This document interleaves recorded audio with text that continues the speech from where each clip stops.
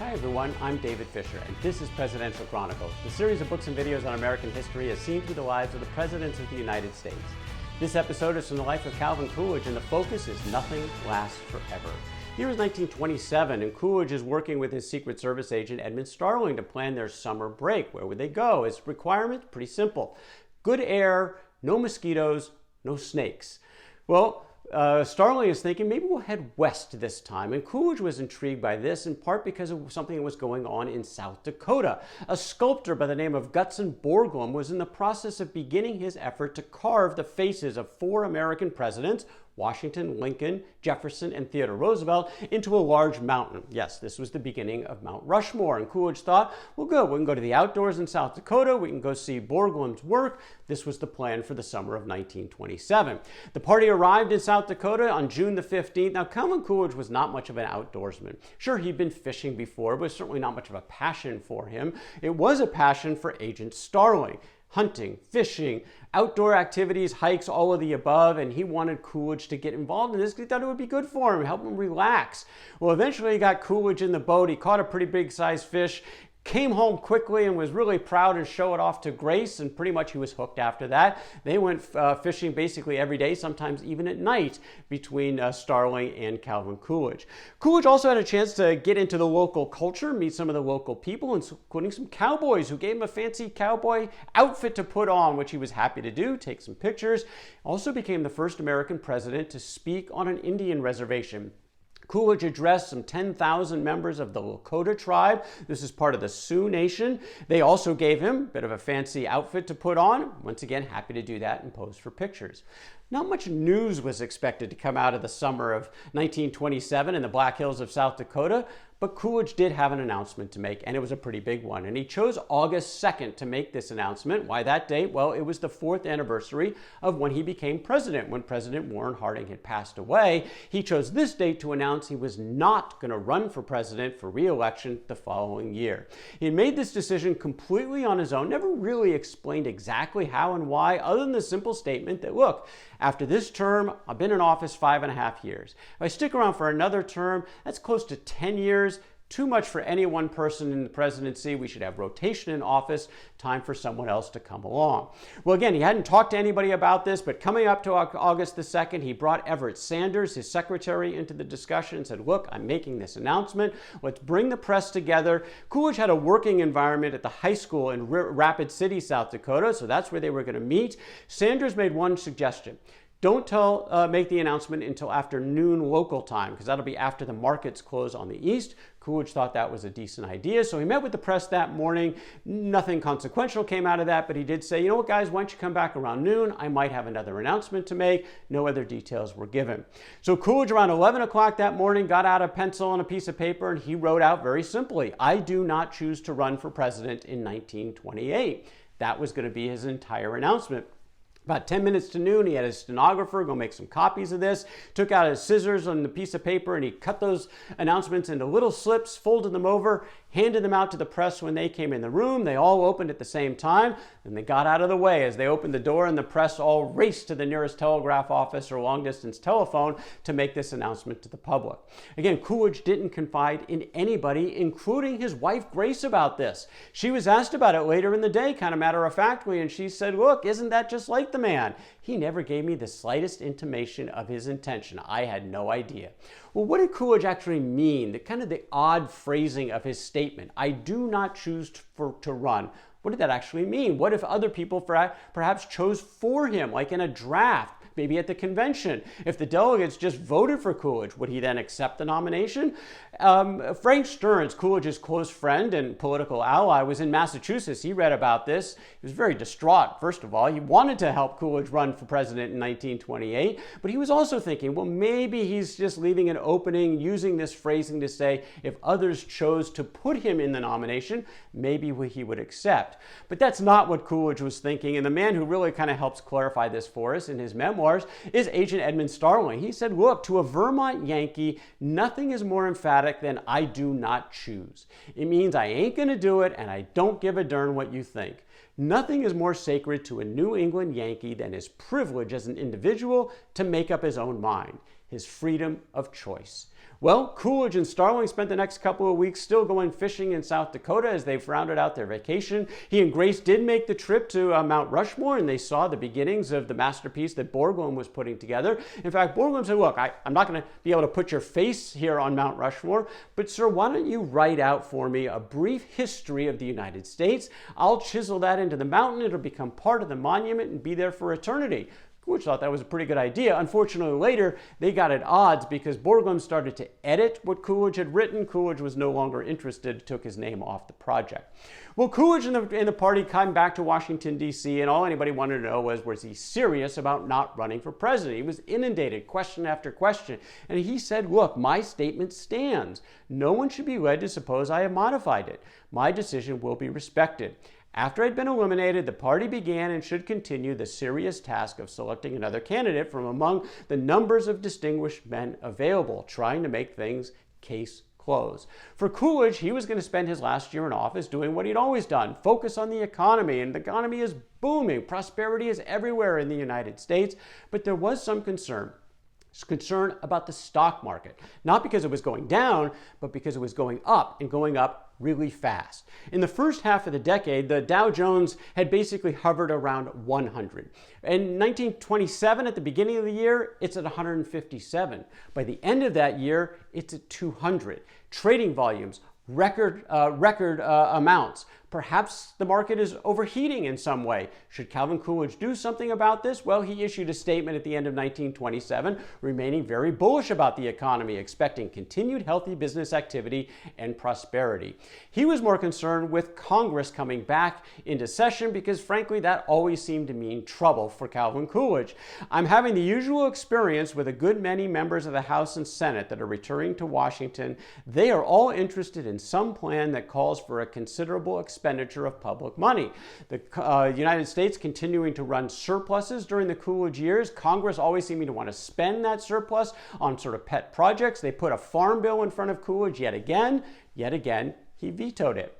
Coolidge did his best to stay out of the 1928 election. The party was rallying around his Commerce Secretary, Herbert Hoover, who got the Republican nomination in the summer of 1928. At the time, the Coolidges were on their next summer vacation. This was at the Brule River in Wisconsin. They had their dogs along. Coolidge and his wife Grace trying to relax, some fishing again, even a little bit of hunting this time. But frankly, Coolidge was in kind of a sour mood. People were asking him questions again about Hoover and the future. And he said he didn't really want to talk about it. Hoover, after the convention, actually came to visit Coolidge in Wisconsin during this summer getaway, sort of show some unity for the party.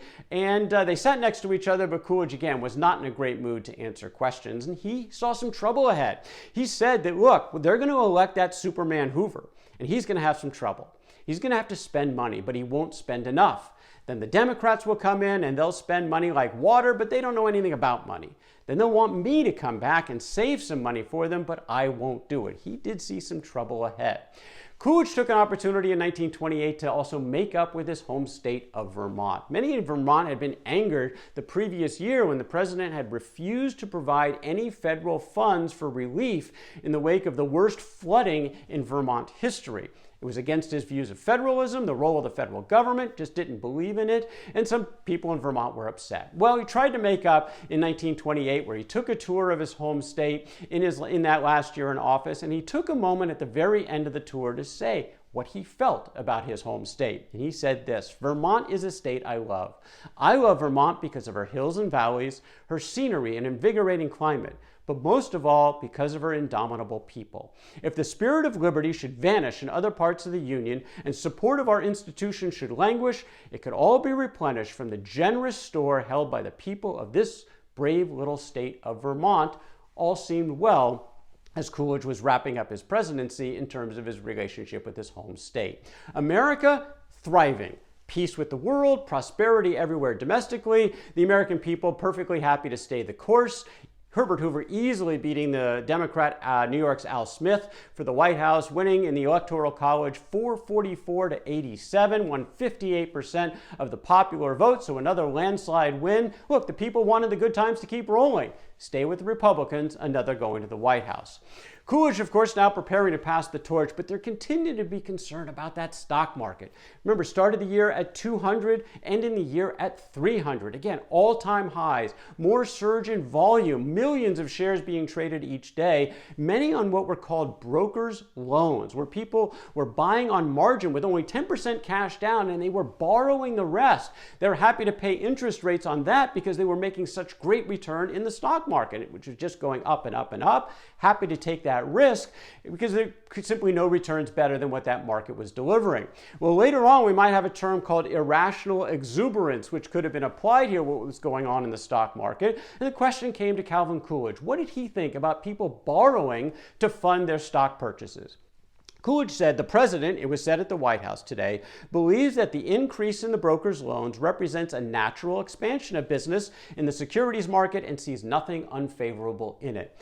Privately, though, he had a bit of a different perspective about this idea about borrowing to invest in the market. He told his cousin, Parker Willis, if I were to give my own personal opinion about it, I should say that any loan made for gambling in stocks was an excessive loan. Now, Coolidge was very conservative with his own money. He was basically holding it in banks and bonds. He certainly would not participate in this kind of behavior. But as president, he also didn't feel it was his responsibility to step in and do anything about a stock market. That was not the role of the federal government or the chief executive of the country. He said that the New York Stock Exchange is an affair of the state of New York, not the federal government. I don't think I have any authority to interfere with its operations. Some people were pushing him to maybe intervene of this overheating market and calm things down a bit. Didn't see that as his role. Well, alongside Herbert Hoover now for the transfer of power on March 4th of 1929, went from the White House to the Capitol together. Hoover takes his oath of office. He is now president of the United States. What is Calvin Coolidge going to do next? Well, they're going to return to Northampton, back to that home on Massasoit Street that they had been renting, part of a duplex. The rent was up now, $37 a month, in clearly the most humble post-presidential lodging for any American president in American history. But the fact is, it wasn't going to be enough for him because he couldn't get any privacy. Coolidge told his friend John DeRoe, do you ever stop to think what a task it is to speak to every person you see on the streets? It's nice to say good morning to several persons and to shake hands with them, but it's hard to say good morning to several hundred and to shake hands with each of them. It was time to actually get a little bit more privacy, and for that, he purchased the first home he'd ever bought in his life. It was called the Beeches. It had 12 rooms on 9 acres of land. Importantly, there was a gate and some distance from the street to the home so he could get some of that privacy.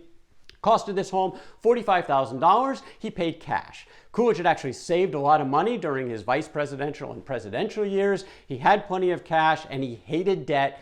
Man never had a mortgage in his life. He paid cash for the only home he would ever own. What about a job? Well, he never actually got one in his post-presidential years. He did make money, though. Made money primarily by writing. He wrote his autobiography, which was published in the year he left office in 1929. It was a relatively brief memoir, but very insightful. He talked about some key aspects of his life and some of his key beliefs, actually quite interesting insights from Calvin Coolidge, which also expressed himself in a daily newspaper column. McClure came to him and said, look, why don't we have you write a daily column? We can syndicate it. 60 newspapers were willing to sign up for what they called Thinking Things Over with Calvin Coolidge. He made $3,000 a week plus a share of the profits. So all this was pretty lucrative for Coolidge.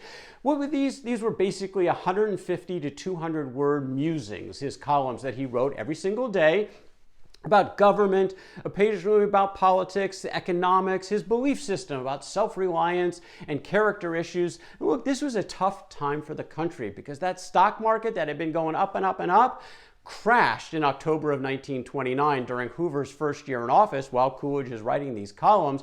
All those gains would basically be wiped out as the free fall of the Depression was beginning with that stock market crash. Unemployment was jumping across the country. It had been really low throughout Coolidge's presidency. Now again, what's the role of the federal government in this? And Coolidge wrote in one of his columns that there's some confusion appears to exist in the public mind as to the proper function of the national government in the relief of distress, whether caused by disaster or unemployment. Strictly construed, the national government has no such duties. In case of unemployment, relief is entirely the province of the local government, which has agencies and appropriation for that purpose. Of course, these were his conservative beliefs.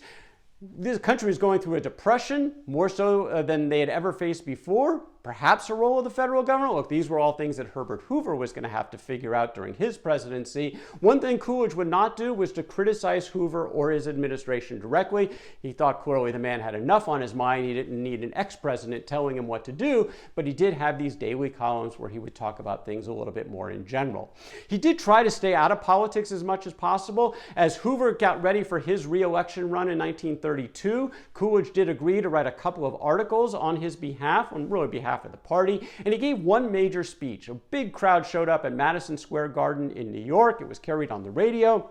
And Coolidge was advocating for Hoover, running against Franklin Roosevelt, the Democratic candidate for president of the United States. But look, this was not going to be a year that the Republicans could sustain. The economy was in shambles. Hoover had won 40 states in 1928. He won only 6 states against Franklin Roosevelt in 1932. And mainly, again, the economy was what was going on that had tanked, and that caused the problem for the Republicans. It was time for a change for the American people. There's also a change in the mind of Calvin Coolidge. He really felt after this election to be very out of touch. I have been so out of touch so long with political activities, I feel I no longer fit in with these times, he said.